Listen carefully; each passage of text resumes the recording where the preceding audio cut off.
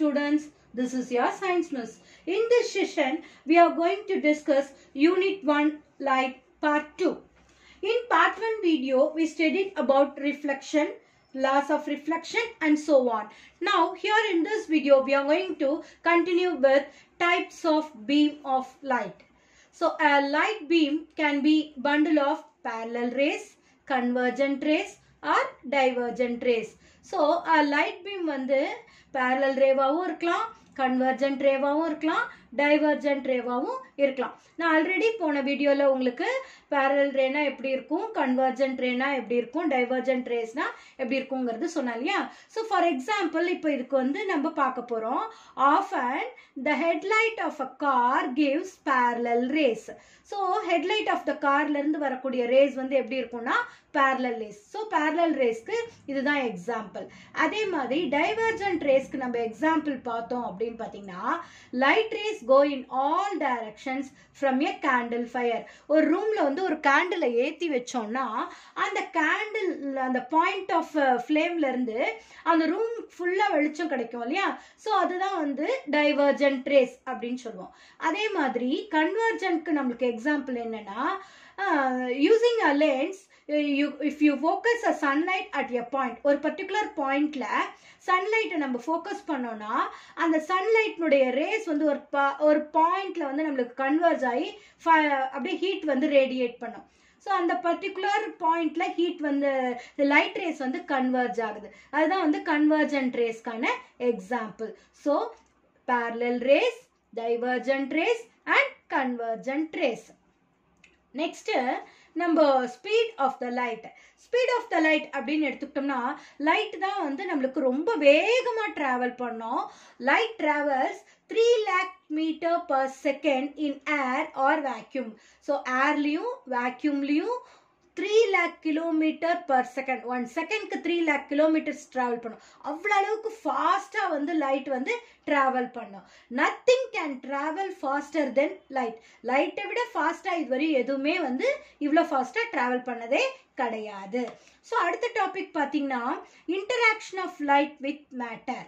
So matter எந்தெந்த மேட்டரோடலாம் வந்து லைட் வந்து இன்டராக்ட் பண்ணும் அப்படிங்கிறது தான் நம்ம அடுத்தது பார்க்க போகிறோம். Depending upon the permeability materials can be classified into 3 categories. எந்த பொருள் மேலே வந்து ஒரு லைட் விழுதோ அந்த ஆப்ஜெக்ட்னுடைய பெர்மியபிலிட்டியை பேஸ் பண்ணி நம்ம அந்த ஆப்ஜெக்டை வந்து என்னவா பிரிக்கிறோம்னா 3 கேட்டகரிஸில் பிரிக்கிறோம். என்னென்னு பார்த்தீங்கன்னா transparent material, translucent material and opaque material அப்படின்னு சொல்லிட்டு 3 டைப்ஸ் ஆஃப் மெட்டீரியல் பிரிக்கிறோம். ஸோ இதில் டிரான்ஸ்பரண்ட் மெட்டீரியல் அப்படின்னா என்னன்னு பார்த்தீங்கன்னா the materials that allow light to pass through completely are known as transparent material. எந்த மெட்டீரியல் வழியாலாம் ஃபுல்லாக லைட் ரேஸ் வந்து அதை தாண்டி வெளியில் போகுதோ அப்போ அதை வந்து என்னன்னு சொல்லுவோம்னா டிரான்ஸ்பரண்ட் மெட்டீரியல். இப்போ கண்ணாடி வழியாக நம்ம பார்த்தோம்னா இந்த பக்கம் இருக்க ரைட் சைடு இருக்கிறதுலாம் லெஃப்ட் சைடு நல்லா தெரியும் நம்மளுக்கு இல்லையா? இதெல்லாம் வந்து நம்மளுக்கு டிரான்ஸ்பரண்ட் மெட்டீரியலுக்கான example. Eye glasses, clear drinking glass, clear water, face glasses used in buses. இதெல்லாம் வந்து நம்மளுக்கு டிரான்ஸ்பரண்ட் மெட்டீரியலுக்கான எக்ஸாம்பிள். அடுத்தது டிரான்ஸ்குலண்ட் மெட்டீரியல் அப்படின்னு பார்த்தீங்கன்னா the objects that allow light to pass through partially are called transculent materials. So இது வந்து ஃபுல்லாக வந்து நம்மளுக்கு லைட்டை வந்து பாஸ் பண்ணாது, கொஞ்சமாக பாதி லைட்டை தான் வந்து பாஸ் பண்ணோம். ஸோ நம்மளுக்கு வந்து என்ன தெரியும்னா டிம்மாக தெரியும், அந்த இமேஜ் மாதிரி தெரியும், ஒரு மாதிரி ஒரு அவுட்லைன் மட்டும் நம்மளுக்கு தெரியும். ஸோ அதை தான் வந்து என்னன்னு சொல்லுவோம்னா டிரான்ஸ்குலண்ட் மெட்டீரியல் அப்படின்னு சொல்லுவோம். இதுக்கான எக்ஸாம்பிள்ஸ் அப்படின்னு பார்த்தீங்கன்னாக்கா we cannot see the image of someone who is standing behind the rough window glass. So ஸ்ட்ராங்கான விண்டோ கிளாஸ் வழியாக பார்த்தோன்னா அதுக்கு பின்னாடி யாரோ ஒருத்தர் நிற்கிறாங்கன்னு மட்டும் தெரியும், ஆனால் யார் நிற்கிறாங்கன்னு நம்மளால ஐடென்டிஃபை பண்ண முடியாது இல்லையா? Because it allow only a part of light from a person. அதுதான் வந்து என்னன்னு சொல்கிறோன்னா டிரான்ஸ்குலண்ட் அப்படிங்கிறதுக்கான எக்ஸாம்பிள். அண்ட் தேர்ட் ஒன் வந்து ஒபேக் மெட்டீரியல். இது என்ன செய்யும்னா சுத்தமாக லைட்டை வந்து அதர் சைட்க்கு அலோ பண்ணவே பண்ணாது. The materials that are not able to allow light to pass through are called opaque materials. So இப்போ ஒரு செவர் கிட்ட நின்னுட்டு நம்ம லைட்டை பாஸ் பண்ணோம்னா அந்த செவுத்து மேலேயே அப்படியே நின்னுடும் அந்த லைட்டு. அந்த செவரனுடைய அடுத்த சைடுக்கு அது போகவே போகாது. ஸோ அந்த opaque materials என்ன பண்ணாது, நம்மளுக்கு லைட்டை வந்து அலோ பண்ணாது, தன்னை வழியா டிராவல் பண்றதுக்கு அலோ பண்ணாது. ஸோ எக்ஸாம்பிள்ஸ் வந்து வால், thick cardboard, stone, இதெல்லாம் வந்து opaque materialsக்கான எக்ஸாம்பிள். ஸோ இப்போ டிரான்ஸ்பரண்ட்னா என்ன, டிரான்ஸ்குலண்ட்னா என்ன, ஒபேக்னா என்ன அப்படிங்கிறது உங்களுக்கு தெரியும் இல்லையா? ஸோ இப்போ இங்கே ஆக்டிவிட்டி ஒன்று கொடுத்துருக்காங்க. இதில் இங்கே நிறைய பொருள் உங்களுக்கு கொடுத்துருக்காங்க. Clear plastic ruler, cellophane paper, some water in a glass jar, tissue paper, இந்த மாதிரி நிறைய வார்த்தைங்க உங்களுக்கு கொடுத்துருக்காங்க இல்லையா? இதில் எதெல்லாம் டிரான்ஸ்பரண்ட் மெட்டீரியல், எதெல்லாம் டிரான்ஸ்குலண்ட் மெட்டீரியல், எதெல்லாம் ஒபேக் மெட்டீரியல் அப்படிங்கிறத நீங்களே இப்போ ஐடென்டிஃபை பண்ண போறீங்க. ஓகேவா? ஸோ இந்த ஆக்டிவிட்டிக்கான ஆன்சர் பார்த்தீங்கன்னா, எதெல்லாம் டிரான்ஸ்பரண்ட் மெட்டீரியல் அப்படின்னா clear plastic ruler, drinking glass, beaker, tap water, measuring glass with water, cellophane paper, இதெல்லாம் வந்து transparent material. Kerosene, milk, diluted milk, rough glass piece, tissue paper, note paper, இதெல்லாம் வந்து translucent material. அடுத்தது cardboard, wooden piece, aluminium foil, thick coloured plastic lid, இதெல்லாம் வந்து opaque மெட்டீரியலுக்கான examples. So இப்போ அடுத்து நம்ம பார்க்க போறது shadows. What is shadow? Shadow is always against opposite side of the light source. So இப்போ ஒரு வந்து லைட் எப்பவுமே நம்ம என்ன சொன்ன, ஒரு ஸ்ட்ரெயிட் லைனாக தான் ட்ராவல் பண்ணும் அப்படின்னு சொன்னோம் இல்லையா? அப்படி ஸ்ட்ரெயிட் லைனாக அதை ட்ராவல் பண்ணும்போது ஏதாவது ஒரு ஒபேக் ஆப்ஜெக்ட் வந்து அந்த லைட் ரேஸை வந்து தடுத்ததுனாக்கா அதுக்கு மேலே வந்து அந்த லைட் ரேஸ் வந்து ட்ராவல் பண்ணாது இல்லையா? அப்போ வந்து அந்த இடத்துல வந்து ஒரு ஷேடோ ஃபார்ம் ஆகும். அதுக்கு நடுவில் ஒரு ஆப்ஜெக்ட் வந்து இன்டர்ஃபியர் பண்ணால் அப்போது நம்மளுக்கு அந்த இடத்துல வந்து ஒரு ஷேடோ வந்து ஃபார்ம் ஆகும். Shadow is always against opposite side of light source. It is cast by opaque object that stops light from propagating. So light வந்து ஃபர்தரா டிராவல் பண்ணாம அந்த ஒபேக் ஆப்ஜெக்ட் வந்து ஸ்டாப் பண்ணும். அது ஞாபகம் வச்சுக்கோங்க. Shadow is always against opposite side of the light source. இது வந்து ஷேடோனுடைய ஒரு முக்கியமான கேரக்டர். அடுத்தது பார்ட்ஸ் ஆஃப் எ ஷேடோ. ஷேடோனுடைய பார்ட்ஸ் எடுத்துக்கிட்டோம் அப்படின்னு பார்த்தீங்கன்னா, when an opaque object is placed in a path of the light from a point source, a uniform dark shadow will appear on the screen. So இப்போ ஒரு opaque ஆப்ஜெக்டை எடுத்துட்டு போய் ஒரு லைட் சோர்ஸ் வரக்கூடிய பாத்தில் எடுத்துட்டு போய் வச்சோம்னா அது என்ன செய்யும், அந்த ஒபேக் ஆப்ஜெக்ட் எவ்வளோ பெருசு இருக்கோ அவ்வளோ பெரிய இடத்துக்கு ஒரு யூனிஃபார்ம் டார்க் ஷேடோ வந்து உருவாக்கும் இல்லையா அந்த ஸ்க்ரீனில். அந்த யூனிஃபார்ம் டார்க் ஷேடோவை தான் நம்ம என்னன்னு சொல்கிறோம்னா ஆம்ப்ரா அப்படின்னு சொல்கிறோம். இந்த யூனிஃபார்ம் டார்க் ஏரியா ஆம்ப்ராவை சுற்றி இருக்கக்கூடிய ஒரு தின் ஸ்பேஸை வந்து என்ன பெனாம்பிரா அப்படின்னு சொல்லுவோம். The illuminated shadow area, அதை வந்து பெனாம்பிரா அப்படின்னு சொல்லுவோம். When an opaque object is placed in the path of the light coming from a broad source of light, a small ambra will appear on the screen and an illuminated shadow area appears around the ambra. ஆம்ப்ராவை சுற்றி ஒரு illuminated shadow area வந்து என்ன இருக்கும், இன்னொன்று form ஆயிருக்கும். அந்த illuminated shadow ஏரியாவை தான் நம்ம என்னன்னு சொல்றோம்னா பெனாம்பிரா அப்படின்னு சொல்றோம். ஸோ ஆம்ப்ராங்கிறது டார்க்கஸ்ட் பார்ட்டு, அதை விட கொஞ்சம் லைட்டா இருக்கிறது வந்து என்னன்னு லைட்டா இருக்கக்கூடிய ஷேடோவை வந்து நம்ம பெனாம்பிரா அப்படின்னு சொல்றோம். ஸோ ஷேடோக்கு ரெண்டு பார்ட்ஸ் இருக்கு, ஆம்ப்ரா அண்ட் பெனாம்பிரா. இப்போ ப்ராப்பர்ட்டிஸ் ஆஃப் த ஷேடோ நம்மளுக்கு முக்கியமா 2 மார்க் 4 மார்க்ல கேட்பாங்க.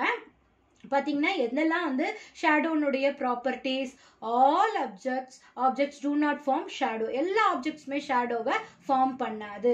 Only opaque objects form shadow. Opaque objects மட்டும்தான் ஷேடோ ஃபார்ம் பண்ணும். டிரான்ஸ்பரண்ட் மெட்டீரியல்ஸ்லாம் வந்து நம்மளுக்கு ஷேடோவை ஃபார்ம் பண்ணாது. அடுத்த பாயிண்ட் என்னன்னா, shadow will be formed in the opposite side of the light source. எப்பவுமே லைட் சோர்ஸ் எந்த டைரக்ஷன்ல இருக்கோ அதுக்கான ஆப்போசிட் சைட்ல தான் வந்து நம்மளுக்கு ஷேடோ ஃபார்ம் ஆகும். சரிங்களா? ஸோ இதெல்லாம் வந்து ஷேடோனுடைய னுடைய ப்ராப்பர்ட்டிஸ். அடுத்தது it cannot be determined that the characteristic of an object by its shadow. ஷேடோவை பார்த்து ஒரு ஆப்ஜெக்ட் னுடைய கேரக்டரிஸ்டிக்கை நம்மளால என்ன பண்ண முடியாது, டிட்டர்மைன் பண்ண முடியாது. அடுத்தது the shadow will be always darker. எப்பவுமே ஷேடோ வந்து பிளாக்கா தான் இருக்கும், டார்க்கா தான் இருக்கும். அந்த ஆப்ஜெக்ட் னுடைய கலர் என்ன கலரா இருந்தாலும் அந்த ஆப்ஜெக்ட் உடைய ஷேடோ வந்து ஆல்வேஸ் டார்க்கர், அதாவது பிளாக்கா தான் இருக்கும். சரிங்களா? So light source, opaque object or shadows are all in the straight line. எப்பவுமே அந்த லைட் சோர்ஸ், அது தடுக்கிற அந்த opaque object, அப்புறமா வந்து ஷேடோ, இது மூணுமே வந்து ஸ்ட்ரெயிட் லைன்ல. ஏன்னா ரெட்டிலினியர் ப்ராபகேஷன் ப்ராப்பர்ட்டியை வந்து பேஸ் பண்ணிருக்கு இல்லையா லைட். அதனால லைட் சோர்ஸ், ஒபேக் ஆப்ஜெக்ட், அதுல இருந்து ஃபார்ம் ஆகுற அந்த ஷேடோ மூணுமே ஸ்ட்ரெயிட் லைன்ல டிராவல் பண்ணும். The size of the shadow depends upon the distance between the light source and object and the distance between the object and the screen. So இதுதான் வந்து ஷேடோனுடைய சைஸை டிபெண்ட் பண்ணக்கூடிய ஒரு கேரக்டர். ஸோ இந்த 6 points உங்களுக்கு புரிஞ்சிருக்கும்னு நினைக்கிறேன். These are the properties of the shadow. ரொம்ப ரொம்ப இம்பார்ட்டன்ட், படிச்சுக்கோங்க. ஓகேங்களா? So the next part of the lesson is eclipses. So இந்த ஷேடோ ஃபார்மேஷன் வந்து நம்மளுடைய யூனிவர்ஸ்ல நடக்குது. ஓகேங்களா? ஸோ நீங்க எல்லாருமே வந்து solar Eclipse and lunar Eclipse பத்தி கேள்விப்பட்டிருப்பீங்க இல்லையா? ஸோ எக்லிப்சஸ் பத்தி தான் நம்ம அடுத்தது படிக்க போறோம். And Eclipse is an incident when any astronomical object is partially or fully obscured due to the placement of another astronomical object in the presence of light. அதாவது இந்த அஸ்ட்ரானமிக்கல் சன்னு, மூனு, எர்த்து, மற்ற பிளானட்ஸ் இது எல்லாமே ஒரு ஆர்பிட்ல வந்து ரவுண்ட் அடிச்சுட்டே வரும்போது ஏதோ ஒரு பர்டிகுலர் டைம்ல எனி 2 or 3 ஆப்ஜெக்ட்ஸ் வந்து ஒரே ஸ்ட்ரெயிட் லைன்ல வரும்போது அந்த இடத்துல என்ன ஆகும்னாக்கா ஒரு ஷேடோ ஃபார்ம் ஆகும். அந்த ஷேடோ ஃபார்மேஷனை தான் நம்ம என்னன்னு சொல்றோம்னா எக்லிப்சஸ் அப்படின்னு சொல்றோம். So solar and lunar eclipses are occurring that are due to the property of the light known as rectilinear propagation of light.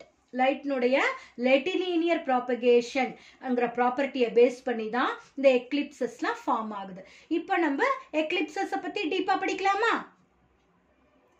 So இங்கே பார்த்தீங்கன்னா இது வந்து பார்ட் ஆஃப் எ ஷேடோக்கான டயக்ராம். இங்கே வந்து ஒரு லைட் சோர்ஸ் இருக்கு. இந்த லைட் சோர்ஸ் வந்து டிராவல் பண்ணிட்டு இருக்கு, ஃபுல்லாக இந்த லைட் வந்து டிராவல் பண்ணிட்டு இருக்கு. இப்போ இந்த இடத்துல வந்து ஒரு ஒபேக் ஆப்ஜெக்ட் வந்து அந்த லைட்டினுடைய பாத்தை வந்து இன்டர்ஃபியர் பண்ணுது. ஸோ இதை தாண்டி லைட் வந்து டிராவல் பண்ணாமல் இருக்கு இல்லையா? ஸோ அப்படி டிராவல் பண்ணாமல் இருக்கும்போது இந்த ஒபேக் ஆப்ஜெக்டுக்கு பின்னாடி இருக்கிற பகுதி பாருங்க, இந்த டார்க் ரீஜனாக இருக்கு பார்த்தியா? இதை தான் நம்ம என்னன்னு சொல்லுவோம்னா ஆம்ப்ரா ரீஜன் சொல்லுவோம். இந்த ஆம்ப்ரா ரீஜனை சுத்தி ஒரு இலுமினேட்டட் ஷேடோ, கொஞ்சமா வெளிச்சம் தெரியும் ஆனா முழுசா அந்த இடத்துல வெளிச்சம் வராது. அந்த மாதிரி இலுமினேட்டட் ஷேடோ ரீஜனை நம்ம என்னன்னு சொல்றோம்னாக்கா பெனாம்ப்ரா ரீஜன் அப்படின்னு சொல்றோம். இது உங்களுக்கு புரிஞ்சிருக்கும்னு நினைக்கிறேன். ஸோ இதனுடைய எக்ஸாம்பிள் பார்த்தீங்கன்னா இப்போ இங்கே சன் இருக்கு, இங்கே ஏர்த் இருக்கு. ஸோ சன்னும் ஏர்த்தும் ஸ்ட்ரெயிட் லைன்ல வரும்போது ஏர்த் மேலே வந்து சன்னுடைய பாதி லைட் படுது இல்லையா? ஸோ ஏர்த்தினுடைய அதர் சைடில் பார்த்தீங்கன்னாக்கா உங்களுக்கு ஒரு டார்க் ஏரியா ஆம்ப்ரா ரீஜன் ஃபார்ம் ஆகுது.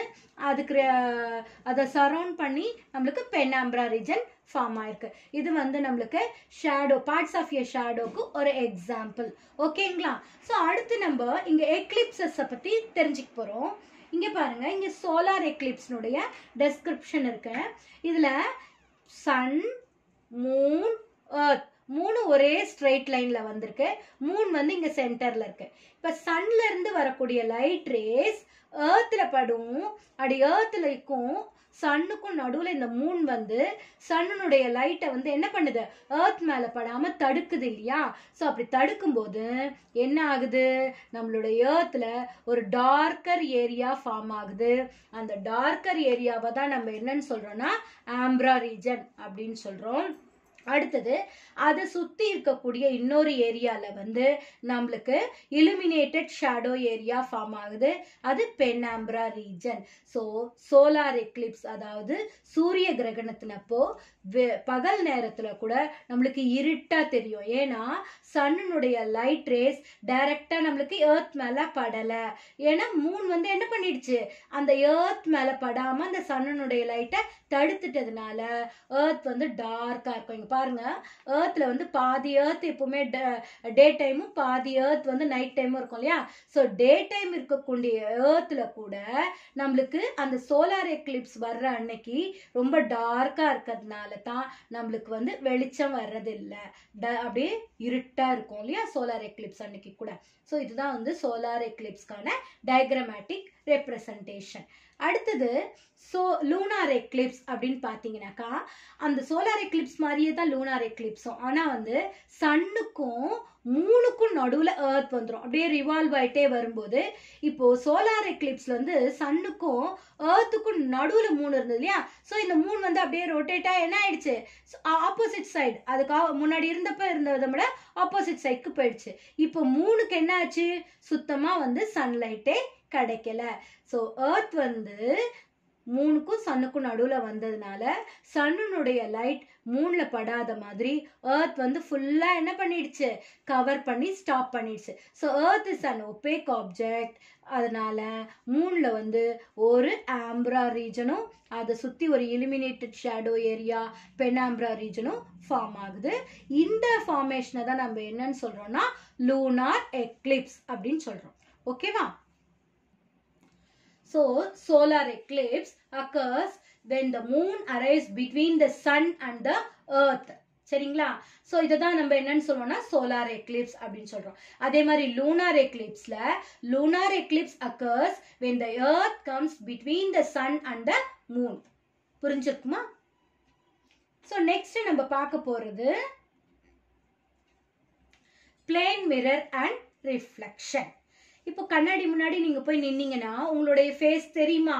அப்படி தெரியும் போது எப்படி தெரியும்? A polished smooth surface like glass which forms the image by reflection is known as mirror. நம்மளுடைய இமேஜை எந்த ஆப்ஜெக்ட் வந்து polished smooth surface நம்மளோட இமேஜை ரிஃப்ளெக்ட் பண்ணி காமிக்குதோ அந்த ஆப்ஜெக்டை தான் நம்ம என்னன்னு சொல்றோம்னா மிரர் அப்படின்னு சொல்லுவோம். A plain mirror is a mirror with a flat reflective surface. நம்ம வீட்ல எல்லாம் முகம் பார்க்குற கண்ணாடி வச்சிருப்போம் இல்லையா, அதுதான் வந்து நம்ம பிளேன் மிரர் அப்படின்னு சொல்லுவோம். ஓகேங்களா? ஸோ அந்த பிளேன் மிரர்ல நம்ம பார்க்கும்போது நம்மளுக்கு எப்படி தெரியும் தெரியுமா? ஸோ நம்ம ரைட் சைட்ல வந்து கை வச்சோம்னா லெஃப்ட் சைட்ல கை வைக்கிற மாதிரி தெரியும் இல்லையா. ஸோ லேட்ரலி இன்வெர்டட் அப்படின்னு சொல்லுவோம். ஸோ இந்த பாயிண்ட்ஸ் எல்லாம் நம்ம இன்னும் நெக்ஸ்ட் பேஜ்ல படிக்க போறோம். ஓகேங்களா? இப்போ இங்க ஆப்டிக்கல் ஃபைபர் அப்படின்ற ஒரு டாபிக் உங்களுக்கு கொடுத்துருக்காங்க டூ யூ நோல. இது இப்போ வந்து பிரசன்ட் டேல வந்து ரொம்ப ரொம்ப important. Optical fibre is a device that works on the principle of total internal reflection. So இதுதான் வந்து அந்த ஆப்டிக்கல் ஃபைபர். இதில் வந்து என்ன இருக்குன்னா அந்த ஃபைபர் அந்த கண்ணாடியா பிழைன்னு சொல்லக்கூடிய அந்த கண்ணாடி வந்து இது உள்ள வந்து அந்த லைட் ரேஸ் என்ன ஆகுதுன்னா மல்டிபிள் ரிஃப்ளெக்ஷனால அந்த டோட்டல் இன்டர்னல் ரிஃப்ளெக்ஷனால என்ன ஆகும்னா அது வந்து அப்படியே டிராவல் பண்ணி ஒரு பர்டிகுலர் டிரான்ஸ்மிட்டர் வந்து ரீச் ஆகும்போது அது எலக்ட்ரிக்கல் இம்பல்சஸா மாறி அப்படியே என்ன ஆகும், ஒரு இடத்துல இருந்து இன்னொரு இடத்துக்கு ரிசீவருக்கு வந்து போய் அது சேர்ந்துடும். ஓகேங்களா? So optical fibre is a device that works on the principle of total internal reflection by which light signals can be transmitted from one place to another place. It consists of a cable having one or more thin flexible fibers. இங்க பாருங்க எவ்வளோ flexible fibers இருக்கு பாத்தீங்களா? with a glass core. அது உள்ள வந்து glass core இருக்கும். through which light signals can be sent. அது வழியா தான் அந்த light signals வந்து travel பண்ணும். Optical fiber can be twisted and bent easily. So இது வந்து இவ்வளோ திக்காக இருக்கிற மாதிரி தெரிஞ்சாலும் அது எப்படி வேணாலும் நம்ம மடிக்கலாம். எவ்வளோ அளவுக்கு ஆனாலும் அது ஃப்ளெக்சிபிளாக ஈஸியாக பெண்ட் பண்ணலாம், ட்விஸ்ட் பண்ணலாம், என்ன வேணாலும் அதை வச்சு ஈஸியாக பண்ணலாம். இது எதுக்கு யூஸ் ஆகுது அப்படின்னு பார்த்தீங்கன்னா the data or information in the form of a pulse of light can be sent through bundles of optic fibers. So இது வழியா நிறைய இன்ஃபர்மேஷன் வந்து ஒரு இடத்துல இருந்து இன்னொரு இடத்துக்கு ஈஸியா நம்மளால வந்து என்ன பண்ண முடியும், travel பண்ண முடியும், எடுத்துட்டு போக முடியும்.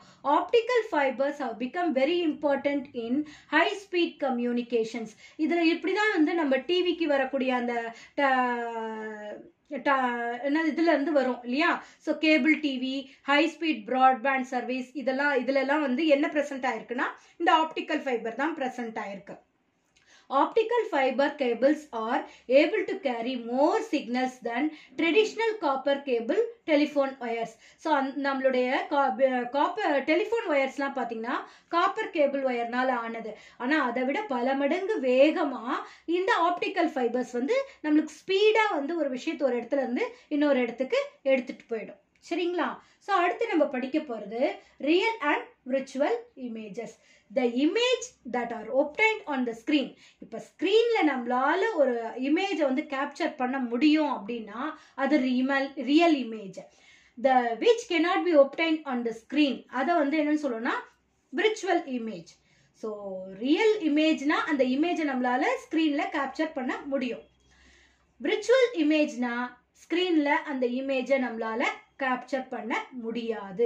இதுதான் வந்து ரியல் இமேஜ்க்கும் விர்ச்சுவல் இமேஜ்க்கும் நடுவில் இருக்கக்கூடிய டிஃப்ரென்ஸ். ஸோ இங்க ஒரு டேப்லெட் காலம் உங்களுக்கு கொடுத்துருக்காங்க பாருங்க. The properties of images formed in a plane mirror. நம்ம இப்போ ஒரு கண்ணாடி முன்னாடி போய் நிற்கிறோம். ஸோ அதில் ஒரு இமேஜ், அந்த கண்ணாடியில் நம்மளோட இமேஜ் தெரியுது இல்லையா. ஸோ அந்த இமேஜுக்கான ப்ராப்பர்ட்டிஸ் என்னென்ன ப்ராப்பர்ட்டிஸ் இருக்கும் அப்படின்னு பார்த்தீங்கன்னா, the image formed in a plane mirror is upright. நம்ம நேரா நிற்கும் போது அதுவும் நேரா நிற்கும் இல்லையா. the image formed in a plane mirror is virtual. அது ரியல் கிடையாது. it is a virtual. the image is of the same size as the object. object எந்த சைஸ் இருக்கோ அதே சைஸ் தான் இமேஜும் இருக்கும். The distance of the image from the plane mirror is equal to the distance of the object from the mirror. அந்த மிரருக்கும் அந்த ஆப்ஜெக்ட்டுக்கு எவ்வளோ distance இருக்கோ அதே அளவு டிஸ்டன்ஸ் தான் அந்த மிரருக்கும் இமேஜுக்கும் நடுவில் இருக்கும். அடுத்து லாஸ்ட் ஒன் வந்து இமேஜ் இஸ் laterally inverted. அதாவது நான் ஆல்ரெடி உங்களுக்கு சொன்னேன், லேட்ரலி இன்வெர்டட் அப்படின்னா நம்மளுடைய கையை வந்து ரைட் சைடு எடுத்துட்டு போய் வச்சோம்னா நம்மளுடைய இமேஜில் அந்த கை வந்து லெஃப்ட் சைடு வச்ச மாதிரி தெரியும். அதுதான் வந்து லேட்ரலி இன்வெர்டட். இந்த ஆம்புலன்ஸ்லலாம் வந்து பேர் எழுதியிருக்கோம் பார்த்துருக்கீங்களா, தலைகீழ எழுதியிருக்கோம் இல்லையா, அதெல்லாம் வந்து லேட்ரலி இன்வெர்டட் லெட்டர்ஸ் தான். சரிங்களா. ஸோ இங்கே உங்களுக்கு இந்த லைட் லெசனுடைய இல்லஸ்ட்ரேஷன்ஸ்லாம் கொடுத்துருக்காங்க, கோ த்ரூ பண்ணிக்கோங்க. அடுத்த டாபிக் இந்த லெசனில் நம்ம படிக்க போகிறது வந்து கலர்ஸ். Colour of sunlight. சன்லைட்ல எத்தனை கலர்ஸ் இருக்கு யாருக்காவது தெரியுமா? நம்ம பார்த்தோம்னாக்கா அது ஒயிட்டா தான் தெரியும் இல்லையா. Light is a form of energy in the form of wave that stimulates the retina of our eyes. So நம்மளுடைய கண்ணில் பார்க்கும்போது அது என்ன ஆகுது, நம்மளுக்கு வெறும் ஒயிட் லைட் மட்டும்தான் நம்மளுக்கு தெரியுது இல்லையா. So the visible light is a spectrum of number of waves with different wavelength range from 400 nanometre to 700 nanometre. இது வந்து உங்களுக்கு ஃபில்லப்ல சூஸ்ல கேட்பாங்க. விசிபிள் லைட் நம்ம கண்ணால பார்க்கக்கூடிய லைட்டினுடைய வந்து வேவ் லென்த் எவ்வளோ இருக்கும் அப்படின்னு பார்த்தீங்கன்னா 400 நானோமீட்டர்ல இருந்து 700 நானோமீட்டர் வேவ் லென்த் இருக்கக்கூடிய லைட்டை மட்டும்தான் நம்மளால பார்க்க முடியும். அதை விட கம்மியா இருந்தாலோ இல்லை அதை விட அதிகமா இருந்தாலோ நம்மளால பார்க்க முடியாது. ஓகேங்களா. ஸோ அடுத்தது இப்போ ஒரு விசிபிள் லைட்னுடைய பேண்ட் எடுத்துக்கிட்டோம்னா அந்த பேண்ட்ல எத்தனை கலர்ஸ் ப்ரெசென்ட் ஆயிருக்குன்னா 7 கலர்ஸ் ப்ரெசென்ட் ஆயிருக்கு. அந்த 7 கலர்ஸ் வந்து என்ன ஆர்டர்ல ப்ரெசென்ட் ஆயிருக்கு பாருங்க. Violet, indigo, blue, green, yellow, orange, red. இதுதான் நம்மளுக்கு வந்து ரெயின்போல கூட ஃபார்ம் ஆகக்கூடிய கலர். இந்த கலரை வந்து நீங்க ஞாபகம் வச்சுக்கிறதுக்கு விப்ஜிஆர் அப்படிங்கிற வார்த்தையை ஞாபகம் வச்சுக்கிட்டீங்கன்னா இது வந்து ஆர்டர் மாறாம உங்களுக்கு சொல்ல முடியும். Violet V, indigo I, blue B, green G, yellow Y, orange O, red R. So இது ஏன் இந்த ஆர்டர்ல இருக்கு அப்படின்னு பார்த்தீங்கன்னா violet color has a shorter wavelength and red color has a longer wavelength. அதனால தான் இந்த so violet தான் இருக்கிறதுலயே shortest wavelength. அதுக்கப்புறம் கொஞ்சம் அதிகம் வந்து indigo, அதை விட கொஞ்சம் அதிகம் blue, அதை விட கொஞ்சம் அதிகம் green, அதை விட கொஞ்சம் அதிகம் yellow, அதை விட கொஞ்சம் அதிகம் orange. so லாஸ்டா லாங்கஸ்ட்னு longer wavelength எதுக்கு இருக்கு அப்படின்னு பாத்தீங்கன்னா ரெட்டுக்கு தான் இருக்கு. so இந்த மாதிரி தான் இருக்கும் அந்த ரெயின்போனுடைய கலர்ஸும் நம்மளுக்கு. சரிங்களா? ஸோ அடுத்தது நம்ம ஆம்புலன்ஸ்ல இங்கே எழுத்துங்கள்லாம் தலைகீழா இருக்கும் அப்படின்னு சொன்னோம் இல்லையா? ஏன் வந்து ஆம்புலன்ஸ்ல வந்து எழுத்துங்க தலைகீழா எழுதியிருக்காங்க தெரியுமா? This is due to lateral inversion. This phenomenon due to which the left side of an object appears to be right side of the object in its image in a reflecting media. Opposite சைட்ல வர்ற வண்டியில கூட அதனுடைய rear view mirrorல கூட நம்மளுக்கு வந்து அதுல பட்டு ரிஃப்ளெக்ட் ஆகும்போது நம்மளுக்கு ஆப்போசிட் வேர்ட்ஸ் எல்லாம் வந்து என்னவா தெரியும்? ஸ்ட்ரைட் வேர்ட்ஸா தெரியும் இல்லையா? சோ பின்னாடி வர்ற வண்டியில இருந்து பார்த்தோம்னா அந்த ஆம்புலன்ஸ்ங்கிற வார்த்தை அந்த rear view mirror வழியா பார்த்தோம்னா நம்மளுக்கு எப்படி இருக்கும்? நேரா தெரியும், கரெக்டா தெரியும். ஆனா உண்மையாவே அந்த வண்டியில வந்து அது எப்படி எழுதியிருப்பாங்க? லேட்டரல் இன்வர்ஷன், தலைகீழா கண்ணாடியில தெரியற மாதிரி எழுதியிருப்பாங்க இல்லையா? அதுதான். சரிங்களா? சோ அடுத்து நம்ம படிக்க போறது என்ன அப்படின்னு பாத்தீங்கன்னா, இங்க பாருங்க, ஒயிட் கலர் தான் சன்லைட்ல நம்மளுக்கு தெரியுது இல்லையா? ஆனா ஒயிட் வந்து ஒரு கலரே கிடையாது. White is not a colour at all. அப்போ ஒயிட் கலர்ல என்னெல்லாம் பிரசன்ட் ஆயிருக்கு அப்படின்னு பாத்தீங்கன்னா, it is a combination of all the colours of the visible light. Visible லைட்ல இருக்கக்கூடிய இந்த 7 கலர்ஸும் ஒன்னா சேரும் போதுதான் நம்மளுக்கு ஒரு ஒயிட் கலரா பார்க்கறதுக்கு தெரியுது. அப்போ white is not a color. ஓகேங்களா? so if all the wavelength of the visible light spectrum give appearance of white, similarly the observer of all the three their wavelengths of the visible light will appears of black. So எல்லா கலர்ஸும் ஒன்னா சேரும்போது நம்மளுக்கு white colour கிடைக்கும். எல்லா கலர்னுடைய wave length visible பார்க்கும்போது நம்மளுக்கு பிளாக்கா வந்து தெரியும். அடுத்தது பிரிசம். பிரிசம்ங்கிறது என்னன்னாக்கா ஒரு triangular glass. It's made up of glass. இங்க தெரியுதுங்களா? ஒரு ட்ரையாங்குலர் 3 dimensional ட்ரையாங்கிள். இததான் வந்து நம்ம என்னன்னு சொல்லுவோம்னா பிரிசம்னு சொல்லுவோம். இப்போ இதுல பாருங்க, இது ஒரு டிரான்ஸ்பரண்ட் மெட்டீரியல். இது வழியா ஒரு ஒயிட் லைட், ஒரு லைட் ரேவை வந்து பாஸ் பண்றோம். இந்த லைட் ரே வந்து இந்த பிரிசம் வழியா டிராவல் பண்ணி அது வெளியில வரும்போது என்ன ஆகுது? 7 கலர்ஸா வெளியில வந்திருக்கு. தெரியுதுங்களா? இங்க பாத்தீங்களா? A prism is an object made up of a transparent material like glass or plastic that has at least 2 flat surfaces that form an acute angle. So ஒவ்வொரு ஆங்கிளும் நம்மளுக்கு என்னவா இருக்கும் அப்படின்னா 60 டிகிரியா இருக்கும். அப்பதான் வந்து நம்மளுக்கு அந்த பிரிசம் ஃபார்மேஷன் கரெக்டா இருக்கும். சரிங்களா? ஸோ அந்த 60 டிகிரி ஆங்கிள் இருக்கும்போது நம்மளுக்கு அழகா வந்து அது நம்மளுக்கு 7 கலர்ஸையும் ப்ரொடியூஸ் பண்ணும். இங்க உங்களுக்கு என்ன டிஃபரன்ஸ் கொடுத்துருக்காங்கன்னா, முதல்ல ஃபர்ஸ்ட் வீடியோல பார்த்தோம் இல்லையா, பின்ஹோல் கேமரா, அதுல கிடைக்கக்கூடிய இமேஜுக்கும் நம்ம பிளேன் மிரர்ல கிடைக்கக்கூடிய இமேஜுக்கும் என்ன டிஃபரன்ஸ் அப்படின்னு பாத்தீங்கன்னா, பின்ஹோல் கேமரால கிடைக்கக்கூடிய இமேஜ் வந்து ரியல் இமேஜ், பிளேன் மிரர்ல கிடைக்கக்கூடிய இமேஜ் வந்து விர்ச்சுவல் இமேஜ். அதே மாதிரி the image may not be equal to the size of the object. Pinhole கேமரால பார்க்கக்கூடிய இமேஜ்னுடைய சைஸ் வந்து ரியல் ஆப்ஜெக்ட் அளவுக்கு இருக்காது, ரொம்ப சின்னதா இருக்கும். ஆனா பிளேன் மிரர்ல ஆப்ஜெக்ட்னுடைய சைஸ் அளவுக்கே இமேஜும் நம்மளுக்கு ஃபார்ம் ஆகும். So image is equal to the size of the object. இங்க பின்ஹோல் கேமரால the image is inverted, plane மிரர்ல த இமேஜ் இஸ் இரக்ட். ஓகேங்களா? இந்த 2 டிஃபரன்ஸ் உங்களுக்கு புரிஞ்சுதா? அடுத்தது நம்ம படிக்க போறது நியூட்டன்ஸ் டிஸ்க். நியூட்டன்ஸ் டிஸ்க் அப்படின்னா என்ன அப்படின்னு பாத்தீங்கன்னாக்கா, இங்க பாருங்க, இந்த டிஸ்க், இந்த ஒரு சுத்துற மாதிரி ஒரு வளையம் இருக்கு இல்லையா, இதுல வந்து நிறைய கலர்ஸ் வந்து நம்மளுக்கு பிரசன்ட் ஆயிருக்கு. So Newton disc is a cardboard disc with 7 equal sectored coloured. அதாவது நம்மளுடைய விசிபிள் லைட்ல இருக்கக்கூடிய அந்த 7 கலர்ஸையும் லைனா இங்க உங்களுக்கு பெயிண்ட் பண்ணிருக்காங்க.